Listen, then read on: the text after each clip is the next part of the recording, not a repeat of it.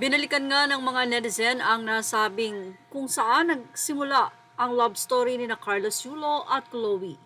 Dito ay unang nag-move nga si Chloe at tinanong niya kung kamusta na nga ba itong si Carlos at mukhang hindi na ito active sa kanyang social media. Nag-reply naman si Carlos at sinabi nitong doing fine siya, doing great at sana daw ay si Chloe din. Well, nagulat si Chloe na nag-reply sa kanya si Carlos at doon na nga nagsimula ang lahat.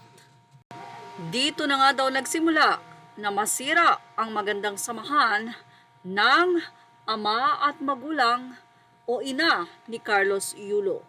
Narito ang ilan sa mga photos o throwback photo kung gaano nga ba sinusuportahan nila Mrs. Angelica at Mark Andrew Yulo itong si Carlos sa tuwing ito ay magtatagumpay sa kanyang laban.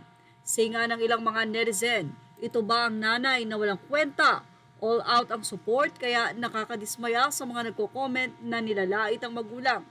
Kung alam lang nila ang pagod ng magulang, mapalaki lang ng maayos ang mga anak. Makikita sa mga ngiti kung paano kasaya yung totoong saya yan o kitang-kita. Kesa ngayon na may GF daw pilit ang mga ngiti niya. Kasama si GF, hay nako, ginayuma kaya di ka desisyon o hindi makadesisyon ng maayos. Babalik yan pag wala ng pera. Makikita nyo di na yan kakapit pag ubos na ang gold. Ipagdasal na lang natin. Say naman ng isa, napakasaya ni Carlos noon kasama ang magulang niya. So sa dumating ang black, magulo na ang lahat at nawala na ang pinaghirapan ng magulang niya. Pakisampal nga kung sino man na makakita sa babae.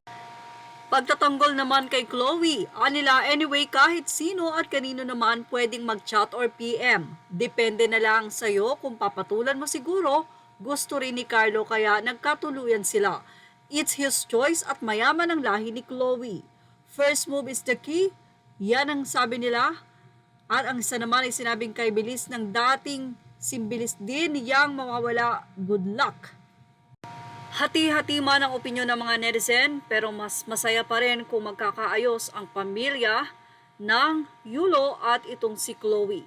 Dahil mas masarap na namnamin ang tagumpay kung ang pamilya ay magkakasama sa nasabing tagumpay na ito ni Carlos Yulo.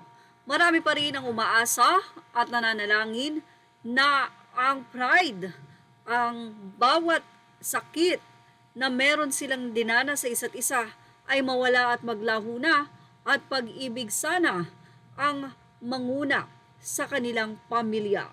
Well, ano ang masasabi nyo about dito? Ilagay na ang inyong opinion dito sa ating comment section.